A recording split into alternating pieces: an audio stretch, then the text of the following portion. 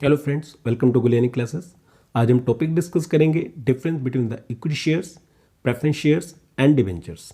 Let's start.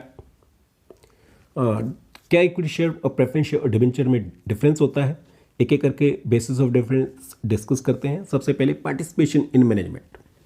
देखिए, participation in management के base पे देखें तो जो इक्विटी शेयर्स हैं वो ट्रू ओनर होते हैं कंपनी के, उन्हें पूरा वोटिंग राइट अवेलेबल होता है। वो कंपनी के जो भी बोर्ड ऑफ डायरेक्टर्स हैं या ऑडिटर्स हैं उनको अपॉइंट करने में जो वोटिंग होती है उसमें पार्टिसिपेट कर सकते हैं, और एज वेल एज वो खुद भी जो है डायरेक्टली कंपनी की मैनेजमेंट में पार्टिसिपेट कर सकते हैं। जहाँ तक सवाल है प्रेफरेंस शेयर्स का, उन्हें केवल जो उनसे रिलेटेड मैटर्स हैं, इनकी जो मैटर्स या जो भी टॉपिक्स हैं जो उनके इंटरेस्ट को इम्पैक्ट करते हैं डायरेक्टली या इनडायरेक्टली, उन्हें केवल उन्हीं मैटर्स में जो है अपना वोट डालने का राइट होता है। बट इन केस अगर कंपनी जो है लास्ट 2 ईयर से उनका डिविडेंड पे नहीं कर रही है, यानी कि उनका जो डिविडेंड का एरियर है वो 2 या 2 से ज़्यादा साल पीरियड के लिए है, तो उस केस में जो है प्रेफरेंस शेयर होल्डर वो कंपनी के हर एक मैटर में जो है पार्टिसिपेट कर सकते हैं।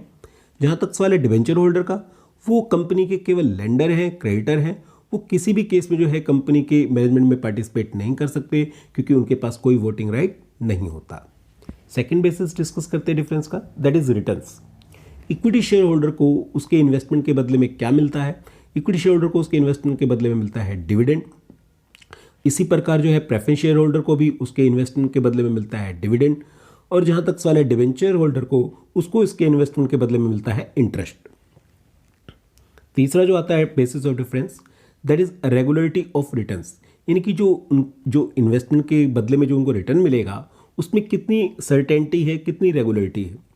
देखिए, जो डिविडेंड मिलता है इक्विटी शेयर होल्डर पे, वो मिलता है वो है एक तरीके से एप्रोप्रिएशन ऑफ प्रॉफिट है। तो जब कंपनी के पास सफिशिएंट प्रॉफिट होंगे तब कंपनी जो है डिविडेंड देगी, और वो भी तब जब बोर्ड ऑफ डायरेक्टर उसको रिकमेंड करेंगे। Similar case in preference shares, अगर कंपनी के पास सफिशिएंट प्रॉफिट्स है और बोर्ड ऑफ डायरेक्टर रिकमेंड करता है तब तो डिविडेंड मिलेगा, अदरवाइज नहीं। लेकिन जहाँ तक सवाल है डिवेंचर्स का, डिवेंचर होल्डर को इंटरेस्ट उसके डिवेंचर्स पर हर हाल में मिलेगा, चाहे कंपनी के पास ज़्यादा प्रॉफिट है चाहे कम प्रॉफिट है। इवन अगर कंपनी लॉस में भी है उस केस में भी जो है डिवेंचर पे इंटरेस्ट हर हाल में पे किया जाएगा। तो ये कह सकते हैं कि जो डिवेंचर पे इंटरेस्ट है उसमें ज़्यादा सर्टेनिटी है as compare to dividend on equity share और प्रेफरेंस शेयर्स। फोर्थ जो आता है दैट इज रीपेमेंट। देखिए, इक्विटी शेयर होल्डर की पेमेंट जो है कभी भी नहीं की जाती क्योंकि वो कंपनी के होल लाइफ के लिए इशू किए जाते हैं। वो पूरी लाइफ जो कंपनी में उनके जो पेमेंट है वो वापस नहीं की जाती। जहाँ तक सवाल है प्रेफरेंस शेयर्स का, प्रेफरेंस शेयर्स जो है वो रिडीमेबल होते हैं और उसका जो मैक्सिमम पीरियड होता है वो 20 ईयर्स का होता है, यानी कि ज़्यादा से ज़्यादा 20 ईयर्स के लिए वो इशू किए जा सकते हैं, और उस पीरियड के समाप्त होने पर जो है कंपनी को उनका पैसा लौटाना होगा। जहाँ तक सवाल है डिवेंचर्स, डिवेंचर दोनों तरह के हो सकते हैं, रिडीमेबल भी और इरिडीमेबल भी। अगर इरिडीमेबल डिवेंचर है तो कंपनी को उनका पैसा अपनी मर्जी से जब चाहे तब लौटा सकती है, लेकिन अगर रिडीमेबल है वो भी मैक्सिमम 20 ईयर्स के लिए इशू किए जा सकते हैं, और जैसे ही वो पीरियड खत्म होता है कंपनी को जो उनका पैसा लौटाना पड़ता है। फिफ्थ जो बेसिस ऑफ डिफरेंस आता है that is priority of repayment. अगर मान लीजिए कल कंपनी लिक्विडेट हो जाए तो किस तरीके से जो है पेमेंट का सीक्वेंस रहेगा।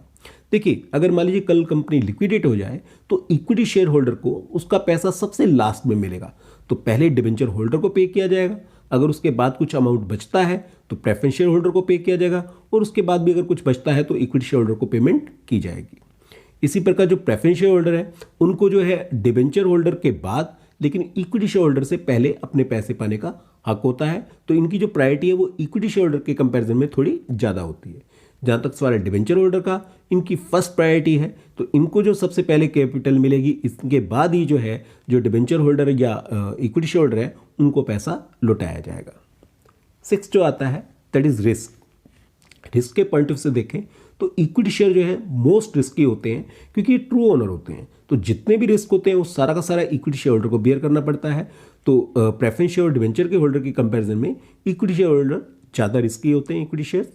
जहाँ तक सवाल है प्रेफरेंस शेयर्स में रिस्क तो है लेकिन इक्विटी शेयर कंपैरिजन में कम रिस्क है, लेकिन डिवेंचर के कंपैरिजन में थोड़ा ज़्यादा रिस्क है। जहाँ तक सवाल है डिवेंचर्स का, डिवेंचर जो हैं वो इक्विटी शेयर और प्रेफरेंस शेयर्स के कंपैरिजन में कम रिस्की होते हैं, लेकिन रिस्क तो होता है क्योंकि हो सकता है कंपनी डिफॉल्ट हो जाए और इनका भी जो प्रिंसिपल और इंटरेस्ट है वो टाइमली पे ना कर पाए। नेक्स्ट जो आता है seventh that is income tax treatment, यानी कि जो इनकम टैक्स की ट्रीटमेंट है वो कैसे की जाएगी। देखिए जो डिविडेंड दिया जाता है वो इक्विटी शेयर पर वो एप्रोप्रिएशन ऑफ प्रॉफिट होता है, तो उसको जो है टैक्स की कैलकुलेशन करते वक्त प्रॉफिट में से डिडक्ट नहीं किया जाता। इसी प्रकार जो प्रेफरेंस शेयर पे डिविडेंड दिया जाता है वो भी एप्रोप्रिएशन ऑफ प्रॉफिट्स होता है, उसको भी टैक्स कैलकुलेट करते वक्त प्रॉफिट में से डिडक्ट नहीं किया जाता। लेकिन जो डिबेंचर पर इंटरेस्ट पे किया जाता है वो चार्ज ऑन प्रॉफिट होता है, इसलिए जो कंपनी के जब टैक्स की कैलकुलेशन होती है तो उस इंटरेस्ट को जो है डिडक्ट किया जाता है प्रॉफिट में से, और बचे हुए प्रॉफिट पर जो है कंपनी को टैक्स चुकाना पड़ता है। तो कह सकते हैं कि इक्विटी शेयर और प्रेफरेंस शेयर पर तो कंपनी को टैक्स एडवांटेज नहीं मिलती, लेकिन डिबेंचर को इशू करने पर कंपनी को टैक्स एडवांटेज मिलती है। 8th आता है that is income tax on returns, यानी कि जो इक्विटी शेयर होल्डर को जो डिविडेंड मिलता है क्या वो टैक्सेबल है। पहले तो टैक्सेबल नहीं था, लेकिन हाल ही में जो सेंट्रल गवर्नमेंट है उन्होंने जो बजट में चेंज करके वो टैक्सेबल बना दिया in the hands of share holder. जो भी उनकी स्लैब है इनकम की उसके अकॉर्डिंग जो है उस पर टैक्स लगेगा। सिमिलर इन प्रेफरेंस शेयर्स, जो भी डिविडेंड वो रिसीव करते हैं उस पर उनकी इनकम स्लैब के अकॉर्डिंग टैक्स लगेगा।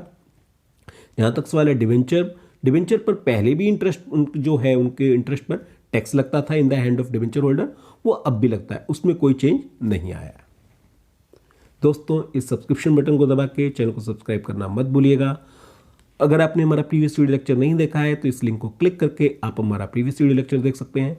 साथ ही आप हमारे प्लेलिस्ट लिंक को क्लिक करके अब तक के हमारे सारे वीडियो लेक्चर देख सकते हैं। तो मिलते हैं दोस्तों एक नए वीडियो लेक्चर के साथ बहुत जल्दी। Thank you.